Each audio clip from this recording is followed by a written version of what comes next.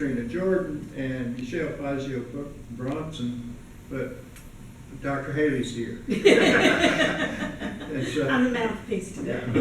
Flying solo. And this paper's on fairy tales, fables, folk tales with a Louisiana twist. So it fits in this session very, very well. I don't know. Maybe after we can kind of get semi-back I on may just schedule, rush through it. we You could don't talk. have to hear that. I don't know. Because there are other things about that same issue. There's a Tunica Biloxi story in this slide, this too, but that's another thing. Maybe another day. Thank you. I taught in education at Southeastern Louisiana University for a while. I'm new back at Northwestern. I taught at the Early Childhood Center here for years and years, and now I'm back in the faculty with Child and Family Studies. So a lot of what we do is work with young children. We also work with parents, and we do a lot of literacy education. So that's kind of how this came about for me, is looking at that literacy. So first thing I want to tell you about is that I want to tell you about the different genres of fairy tales, fables, and folk tales and how they're kind of related. And then I want to share with you just a couple of typical ones that you'll be familiar with, just so it kind of gets you rolling and thinking about what some of those stories are from your own childhood probably. And then we're going to look at what some stories that have been written more recently that have kind of used that as their bouncing board or their trajectory, those old stories, and have created new stories that have that Louisiana flavor to them or are written by Louisiana authors. In addition, I'm going to encourage you to put on your thinking caps and get kind of creative with me. And wait a minute, I got to grab my glasses, Daniel. I'm so sorry.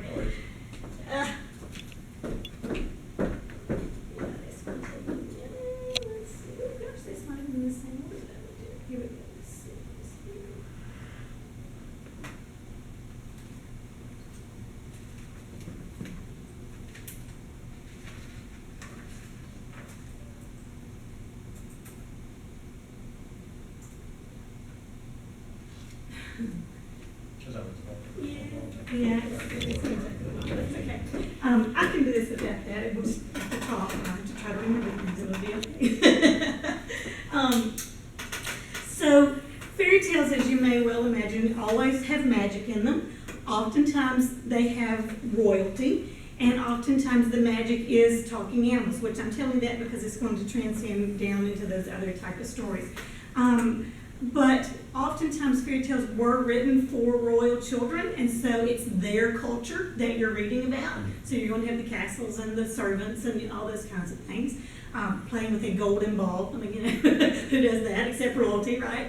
And in it, there's usually some kind of lesson to be learned, but it's really very abstract. You kind of have to really listen for it. As adults, we go, really, is it abstract? If you're telling to children, usually it is. You have to kind of have a conversation about it before they would understand why there was a lesson to be learned in that story. It's not just right there in your face. And what else would I tell you about fairy tales? They oftentimes take place in a magical realm where there's some kind of rules that are not, those of us who are not in royalty would know about. If you've been seeing, since Queen Elizabeth's death, you've been seeing lots of stories about our modern day royalty, and you start listening and you hear all the rules that the royalty have that don't apply to us plebeians, you know, and so that's always been a part of that culture. On the other hand, folk tales also have magic, which is cool, but it's usually less magic, and there's not like a whole magical world. Oftentimes it took place a long, long time ago, but it took place in a context that is very familiar to the average person in the fields, in the woods, at the pond, at the farm, you know, all those kinds of places that people would be more familiar with. The shoemaker's shop. I mean, no, my 4-year-olds don't know what a shoemaker's shop is, but they do know that there are stores you go into and people have services to render, right? So it's places that they're familiar with. The lesson to be learned is a little more obvious, usually, and the magic is just not nearly as intense as it is in fairy tales. There's maybe 1 or 2 types of magical things, maybe a magic person or a magic pot or a magic pebble, you know, those kinds of things. The talking animals are usually there, but there's also people always there's people in folk tales, which brings you to the difference. Fables, there's never people, or almost never people. The talking animals are the star of the show, and the magic is the talking animals. So you mentioned Charles Perrault, and so he's kind of the first guy that really started putting fairy tales into writing, at least English writing. I'm sure there's probably some hieroglyphics back there somewhere that were a fairy tale, but I'm not sure about all that. But some scholars would tell you the difference between a fairy tale and a fable is that fairy tales were written down and fables were just passed down orally, which is maybe pre-printing press definition, but since that point in time, I think a lot of fables really are written down. However, what we can say about all of them is that they originated as a, oh look at there, they originated as oral stories that were passed down and eventually got put into writing. And so most of our fables, folktales, and fairy tales are all, so I'm just doing this. Oh, this is cool. All right. So, not the kind of technology that I'm accustomed to. So, you'll find that you can classify these pretty well the way I've talked about, but as if, if you were trying to classify 70s rock and compare it to 90s country music, you would say there's a lot of overlap. Well, I can say the same thing about these kind of genres, that there is going to be some overlap. So, the shoemaker is in a typical context that average people would know, but yet he's got fairies, which is very, very magical. So that one kind of is a hard one to try to pinpoint and put into a round hole. You also, I tried to kind of write about mostly very, very classical stories that you see in storybooks for children that you pick up, but I also wanted to make sure that I included things from different cultures that are represented in Louisiana. So Mufaro's Beautiful Daughters is a fairy tale, and its origins are in Africa. And I'm trying to think of what's another one that would be. Cinderella was originally written by Charles Perrault, as far as what we know of the written story, but there is a Cinderella version in almost every culture that you go to. One of the things about folk tales is that whereas the fairy tales have all that royalty in them, in the folk tale, there's almost always going to be a change in the story that fits the culture that you're telling it to. And so we kind of found that with fairy tales as well.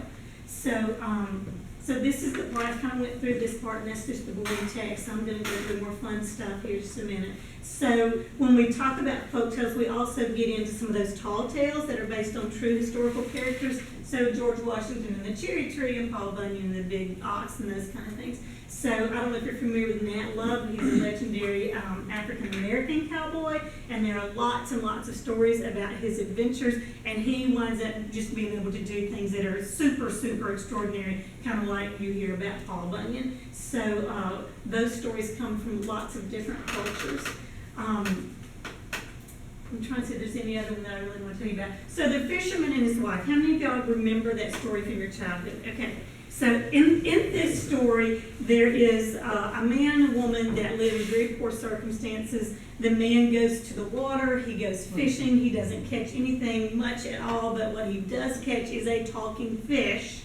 He goes back home, tells the wife about it. She says, wait a minute, you had a talking fish and you didn't ask him to grant you a wish or something? And so she sends him back to the water. He calls the fish. The fish comes, talks to him again, says, what is it that you want? He says, my wife really wants you to grant her a wish. What is the wish? She would like a nicer house. He goes home, finds her in a cute little cottage with 4 rooms and 2 baths and, a beautiful garden. The wife isn't satisfied. She wants more. She asks for a castle. He gives her the castle. Each time he has to go back to the water and ask the fish for something else. I've heard 2 different endings to the story. The first one is that she continually asks for something better. So she goes from the castle, then she wants to be the king, then she wants to be the emperor, and then she makes her big mistake and she says, I want more than that. I want to be godlike.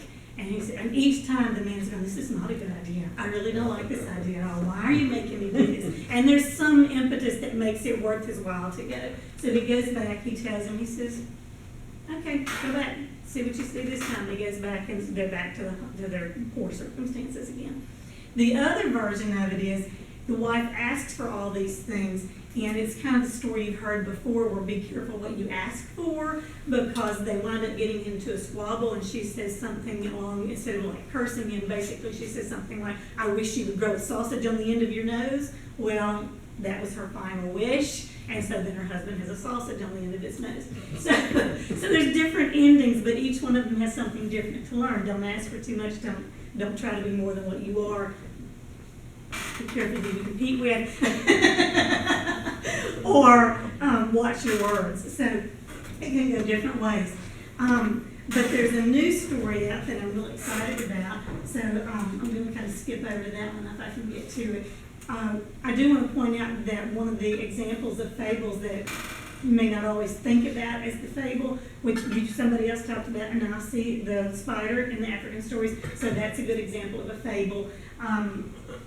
Then you also have a lot of American Indian stories about how the crow brings the daylight, and how does the bear get his tail, and the rabbit who plays tug of war, and those kinds of things.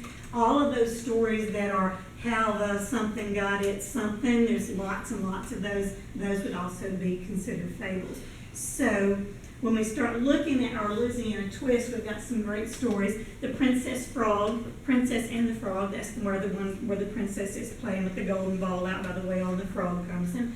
She winds up becoming his princess. But the newer version is a Disney version where instead of going to just any old ball, they're at a Mardi Gras ball, and instead of being just any old magic, it's voodoo magic, and the kind of critters that come up are swamp critters. So it's a good story. The movie is wonderful. I've been told by several of my South Louisiana students who are not accustomed to that North Louisiana accent that I sound like the person in The Princess Frog. And I didn't think I sounded like her at all, so I don't know what they're talking about. There is a Cajun version of Cinderella. Like I said, there are lots and lots of versions of that.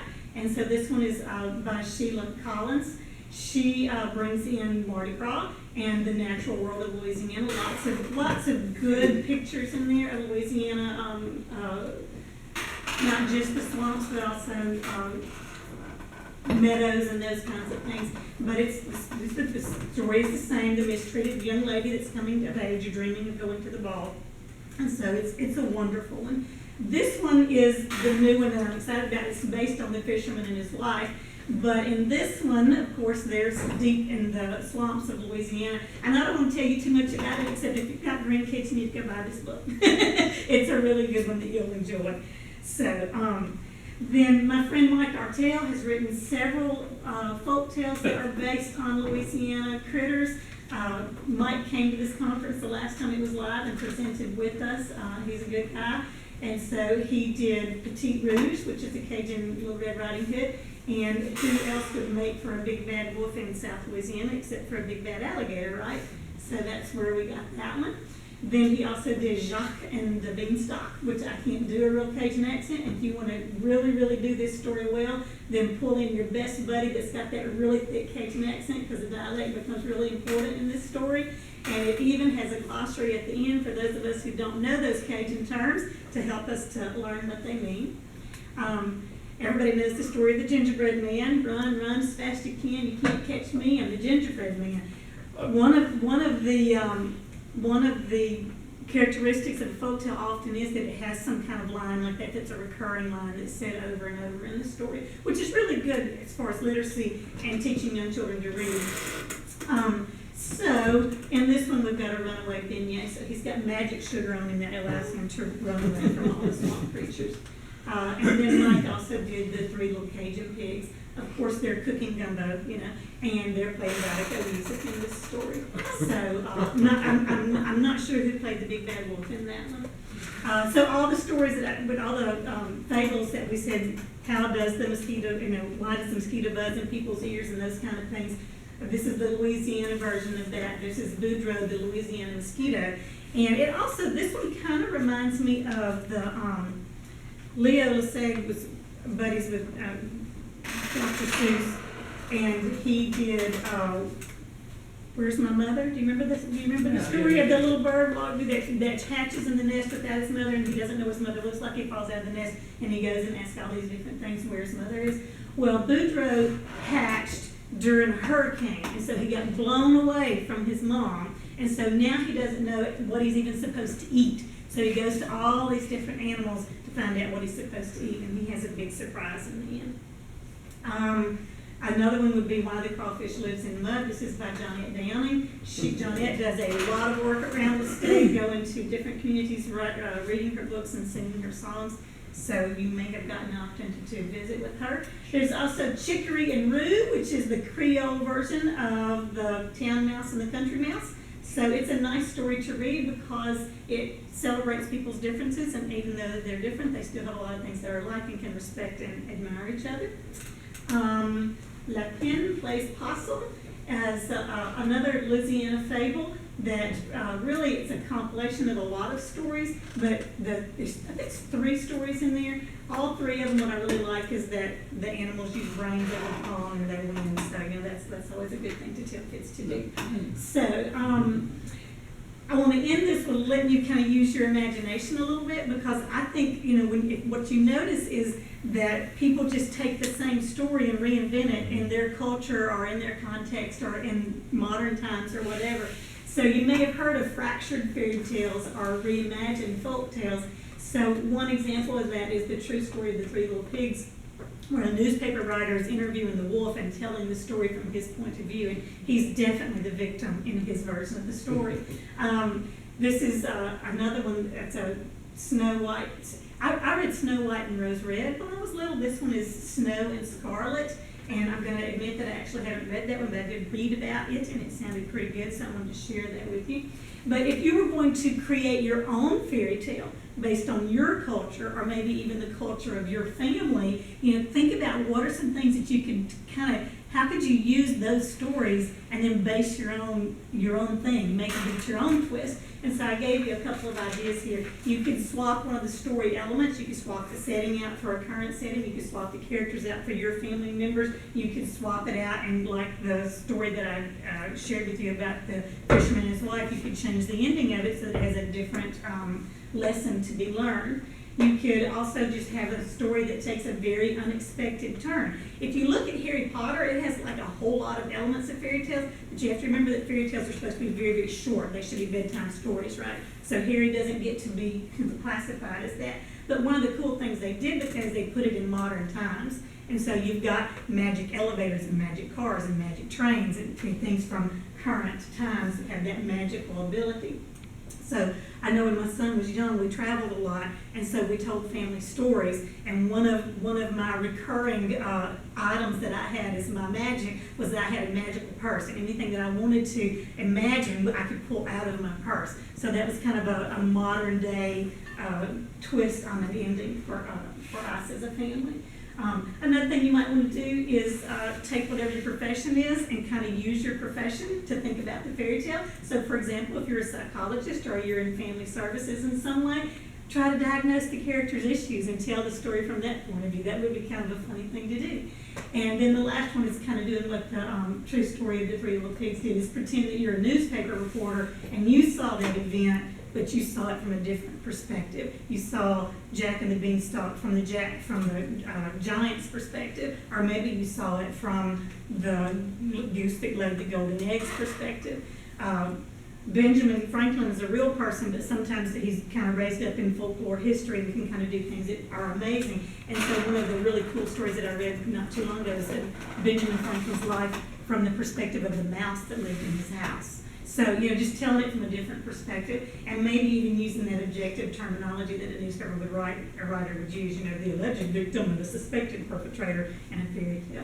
So those are just some fun ways to kind of twist it and turn it and make it your own. I'm a big believer in family stories and what they teach children about being having a strong sense of belonging in your family. It's like, well, in my family, we tell the story this way, so that just kind of gives them that special family feeling. And it helps them to, it also helps them to tell better stories when they have a parent that tells stories, because then they begin school really understanding that a story has to have a specific beginning and middle and end, and it helps them with literacy skills. So I go back to my early childhood education. I can throw those things out there for you from my parents and grandparents. But that's all that I have for you, and if you need a shopping list, send me an email, and I will send you a list of all these wonderful books that you want to put under your Christmas tree. Thank you.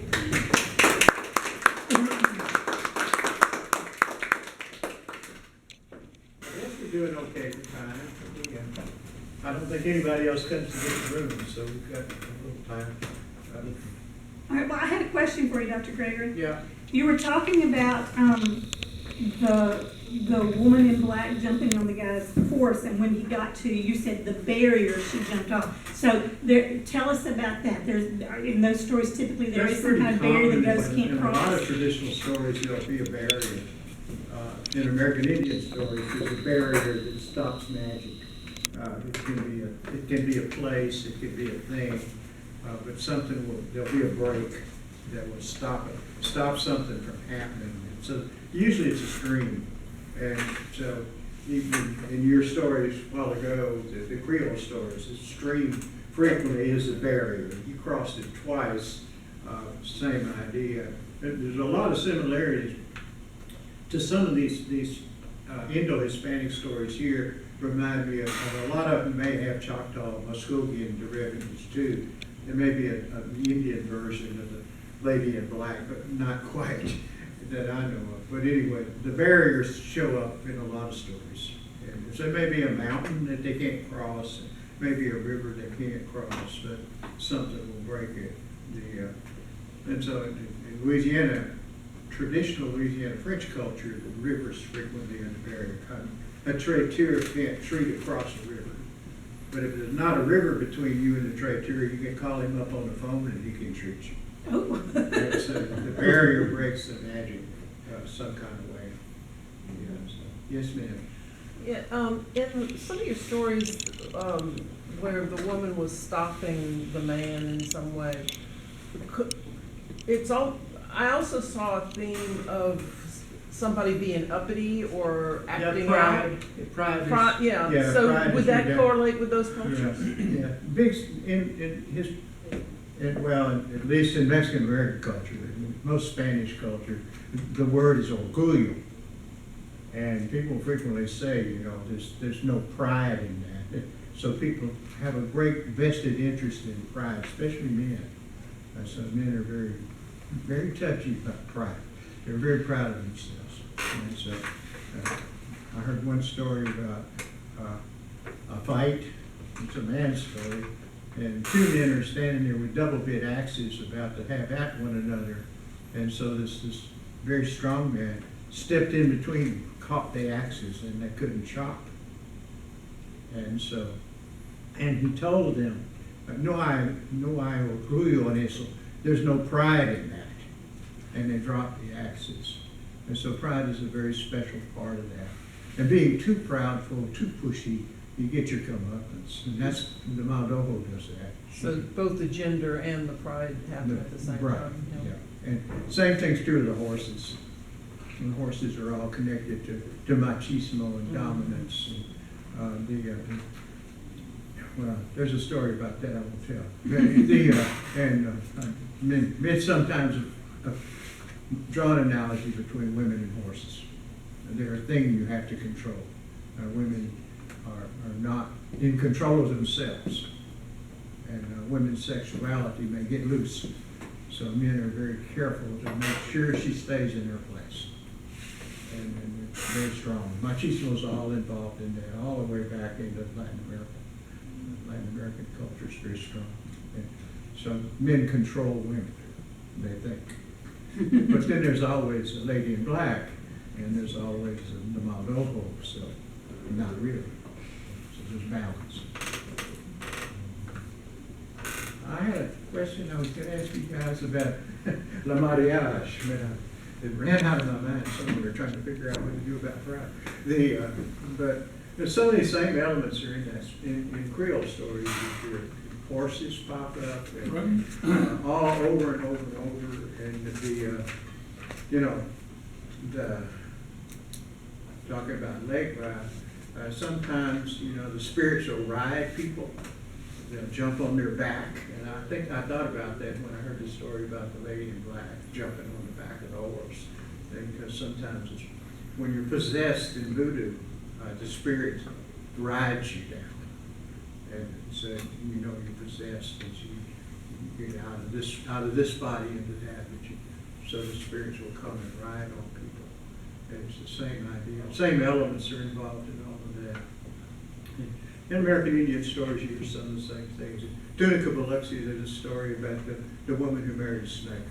And it's a little different from the mariage Djabe, but it's the same idea. She makes a mistake.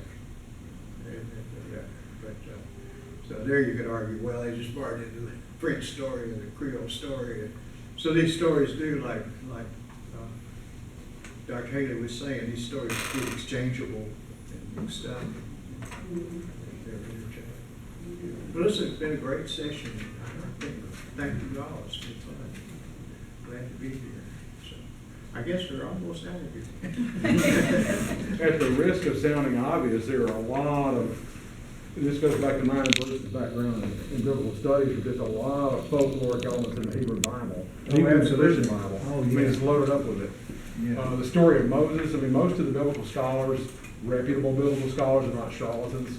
Most of the reputable biblical scholars don't believe there was a single Exodus. They think that there were a wave of Exoduses that occurred over a period of time, and there may have been a Moses-like figure, but there may have been multiple, but they became consolidated in the guy we call Moses.